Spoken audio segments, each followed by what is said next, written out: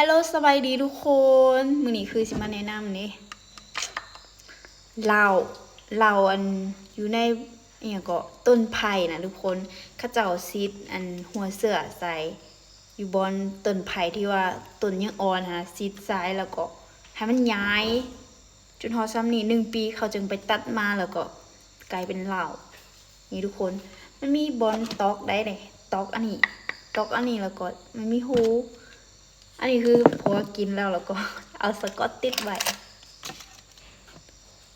เหล้าในบังไม้ไผ่เดี๋ยวสิมาลองซิมเบิ่งซิมไปถึงนึงแล้วคือว่าหวานนิดนึงออกหวานนิดนึงหลายแท้ซิมหน่อยนึงเด้อผู้ใดมักกินเหล้านะเขามีขายเด้อทุกคนได้สนใจนะหอมออกหอมคือมักใหม่อย่างสักนิดนึงนี่แหละคิดบ่ออก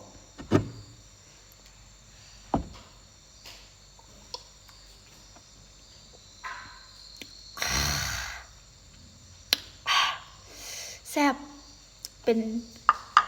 แบบว่าจุดพิเศษของมันก็คือซีดเหล่าใส่ในบางไม้ไผ่แล้วก็มันใหญ่ขึ้นมาเขาจะใส่เวลา1 ปีแล้วจึงไปตัดมาเนาะทุกคน